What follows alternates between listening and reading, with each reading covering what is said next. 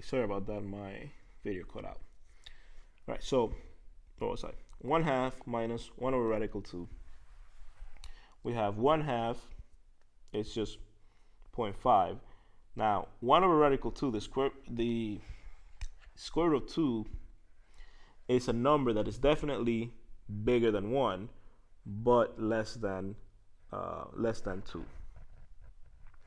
However, when you do 1/2 minus, because of this number, when you do 1/2 minus 1 over the square root of 2, if you rationalize the denominator, what we have is the following. We have 1/2 minus 1 over radical 2. So let's rationalize the denominator. You multiply top and bottom by radical 2. So you're going to get 1/2 minus radical 2, and then this is going to be simply 2 in the denominator. So now clearly you could see that it's going to be a negative number because radical 2 is bigger than 1. So it's going to be a negative number. All right, now once we have, and this is why I redrew this, once you have found out that on an interval the value is negative, this is what I do. So the interval here was 0 to pi over 3. So I simply make a line going down because I just found that from 0 to pi over 3 we're negative. On the other one, the other interval, which I will just do up here, 1/2 minus 1. This is cosine of pi. This is minus 1. So 1/2 plus 1 is going to be a positive number. So I don't care what it is. It's going to be 3/2, but I don't really care what it is. I know that now from pi over 3, so from this interval to this interval, I know that my function is going up. And then finally, from 5 pi over 3 to 2 pi, again, we have the same situation as before, and we already saw what that was going to be equal to, so that's going to be negative, so this is going to be decreasing. Now, the reason why I made all of these drawings instead of making a table is because clearly now we can see what's going on. Because guess what? If you make a curve here, you can see that this is going to be a minimum. And if you make a curve here, then you can see that this is going to be a maximum. So now we can clearly tell, without even having to go back on the definition, immediately to the left decreasing, then immediately to the right increasing being a minimum, and immediately to the left increasing, and immediately to the right decreasing being a maximum. You don't have to have all of those things extremely memorized, because if you use this method, once you make your curves, you can clearly see that this is a minimum, relative minimum, and this is a relative maximum. And notice that this is happening, well, this is not drawn to scale, but this should be happening at this critical values right here. So now we can conclude, after a very long example, we can conclude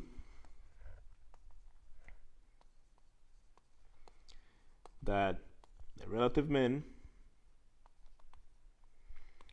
occurs when x is equal to pi over 3, and the relative max occurs when x is equal to 7 pi over 4. All right. Let's move to the final example for this section. Let's find again the relative extrema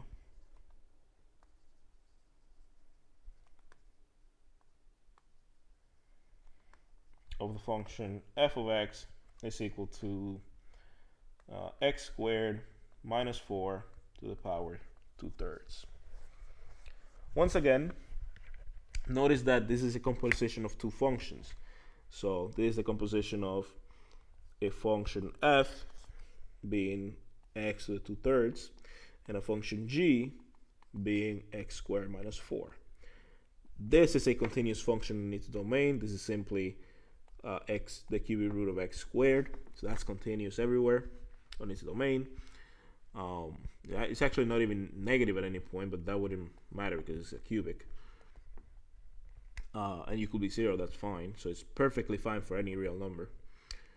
And x squared minus 4 is a polynomial, so this is also continuous everywhere in its domain, and the composition again of two continuous functions is continuous. So f composed with g is continuous, so this whole function is continuous, so we can apply the first derivative test. It's always good to remind yourself that the function must be continuous for you on the interval for you to apply the test. Now, once again, we start by finding the critical values. This is always the first step, find the critical values. But to find the critical values, you have to take the derivative. So really the first step is to take the derivative. The derivative of this by the general power rule is going to be equal to 2 over 3 times x squared minus 4 to the power 2 over 3 minus 1, which is the same thing as 2 over 3 minus 3 over 3, which means negative 1/3, times the derivative of the inside by the chain rule.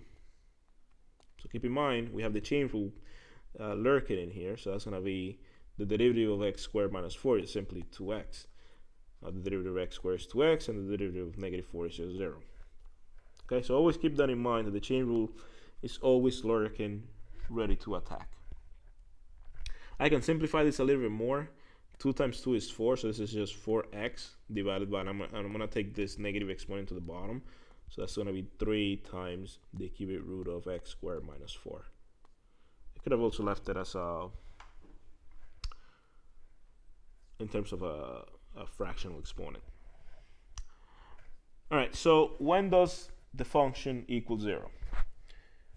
Now, and when does the function not exist? Because now we have to be careful. This derivative is on the form of a rational function, so we know that rational functions have issues on their domain when the denominator is equal to 0. So this is of the form a over b, and we know that b should not be equal to 0. So we have to figure out when is this denominator equal to 0, and when is the numerator 0. So I think I mentioned this in the past. A fraction a over b is equal to 0 if and only if a is equal to 0 and not b at the same time. Okay, so a fraction is equal to 0 if the top is 0 but not b. So what makes the top here 0? Well, simply plugging in 0 will make that 0. If we plug 0 in the denominator, notice that we get negative 4.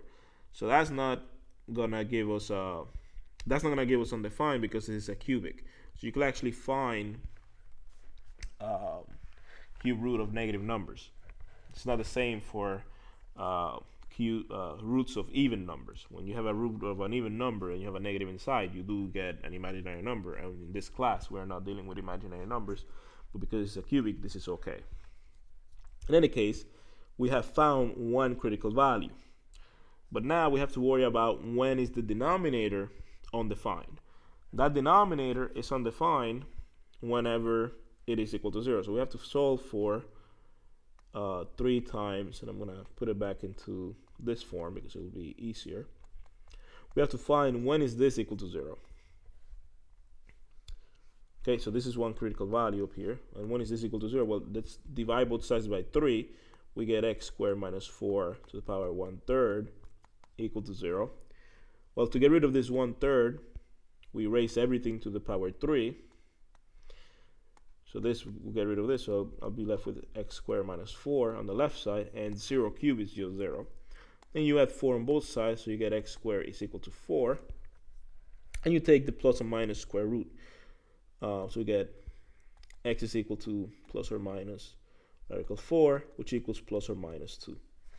So this denominator is equal to 0 whenever x is plus or minus 2. So we have 3, so note, we have 3 critical values. So again, if I look at my number line, notice that this particular function is defined on the function f is defined on the whole real number line. And we have three critical values, namely at -2, at 0, and at 2. Okay, so these are my critical values. That means that I have three intervals, open intervals to test. I have the interval -infinity to -2. I have the interval -2 to 2. And I have the interval 2 to plus infinity. I have to pick test points. I have to pick test points inside of these intervals. Okay, to the left and to the right of each critical value, I'm going to pick test points. And I'm going to be looking at the sign. So notice that we took the derivative up here. I'm going to rewrite it down here. The derivative of f was equal to 4x divided by 3 times x squared minus 4 to the 1/3. That's what we got from this step up here. All right, let's pick test points. So I'm going to pick some test points. Again, these test points have to be inside of these intervals. So what is a number that is less than -2 but bigger than minus infinity? Well, my first test point could simply be -3. -3 is definitely less than -2 but bigger than -infinity based on that interval. My second test point, between -2 and 2 could simply be 0. That's a perfectly fine number. Actually, 0 is my apologies. 0 is actually a critical value. So I actually have 4 intervals, not 3. So I have the interval from -2 to 0, and then the interval from 0 to 2. Yeah, because this is a critical value, this is a critical value, and this is a critical value. So I actually have 4 intervals, which makes our job a little bit more complicated. So let's say x2 has to be between -2 and 0, so I'll pick -1. X3 has to be between 0 and 2, so I'll just pick 1. And then the final test point has to be simply bigger than 2, so I'll just pick 3. All right, so we have to plug in each one of these into the derivative. We have f prime of -3. We have to figure out what that's equal to. We have to figure out what f prime of -1 is, f prime of 1, and f prime of 3. And again, we're using the fact that the derivative, the first derivative, tells us when a function is increasing or decreasing. All right, so if I plug in -3 into the derivative, I have 4 times -3 divided by 3 times -3 squared minus 4 to the 1/3. Remember, I only care about the sign of the derivative. I don't care about the actual value. I see that the numerator is going to have a negative sign. Okay, why does the numerator has a negative sign? Because plus times minus is minus. The denominator, I have 3 times, this expression. Inside of this expression, remember PEMDAS, parentheses, then exponents, I have to do whatever is inside of the parentheses first.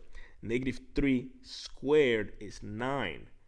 And 9 minus 4 is 5, which means that whatever is in here is a positive number. Whenever you take a cubic root of a positive number, you get a positive number. And a positive number, in this case 3 times a positive number, is going to be a positive number. So there's going to be a positive number in the denominator. But minus divided by plus is minus. So that means this is a negative number. So that means that this derivative is actually negative. If that derivative is negative, then we know that on the interval -2 to -infinity to -2, the function is decreasing because the derivative is negative. This is less than 0. All right, for the second one, we have 4 times -1 divided by 3 times -1 squared minus 4 to the 1/3. Using a similar mindset, -4 times -1 is going to be a negative number. In the denominator, if you square -1, you get a positive number, but now 1 minus 4 is going to give you -3. And now the cubic root of a negative number will be a negative number, and a negative times positive is going to be negative, so it's going to be another negative. But negative divided by negative is actually positive, so the derivative is positive here. So that means that this is increasing from minus 2 to 0. Why from minus 2 to 0? Because x2 was minus 1, and minus 1 is between minus 2 and 0. That was the test point. So this is positive. Let me make some space for the next two. So f prime of 1, again following the same logic, we have 4 times 1. I should have been clear. It's not really because of necessarily because the number is going to be a cubic root of a negative. But when you actually work it out, you're going to see that you will get a negative value in here. Right? So in this case, we have 3 times 1 squared minus 4 now to the 1/3. But now, notice that I have a positive number here. From before, we know that this is a negative number down here because this is going to be, again, 1 minus 3. It's just minus 3. Whatever the cubic root of that is going to be negative, and 3 times that negative number is going to be negative. So we have plus divided by minus. That's going to be a negative number. So this is decreasing. So from 0 to 2, we have that the derivative is decreasing. And finally, the last one, f of 3, we have 4 times 3 divided by 3 times 3 squared minus 4 to the 1/3. Well, the top is positive. And the bottom, again, is going to be 9 minus 4, which is 5. The cubic root of a positive number is positive. And times a positive number is also positive, so this is positive, which means this is bigger than 0, which means that from the interval 2 to infinity, this is going back up. So that means that our graph, well, this means that a relative extrema, we have a relative minimum at x equals negative 2. We have a relative maximum at x equals 0. And we have again, a relative minimum when x equals 2. And again, this is why I like to actually do this line instead of making a table. Could you have gotten the same things from the table? Yeah, you get the same results.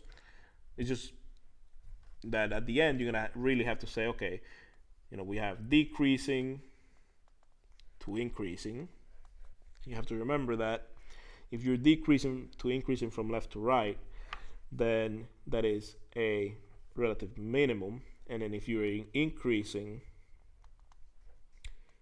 to decreasing from left to right, then that's a maximum. Okay, this is the way to think about them. Here you're going down, then up, meaning you're decreasing, then increasing. And then this one you're going up, then down. You're increasing, then decreasing. So this one is a max, this one is a min. All right, this is the so-called first derivative test. You could use a table, much like we did last time. This is not that big of a deal in the grand scheme of things, whether you use a table or use this other method. I maybe could do one other quick example using a table, but I'll leave it as an exercise. Actually, I'll leave this for you guys as an exercise. Simply find relative extrema for the following. And that graph is going to be f of x equals to x squared minus, no, actually no, not x squared. I'll do x cubed minus 3x squared plus 4. All right, this should not be too much of a problem. Thank you for your attention.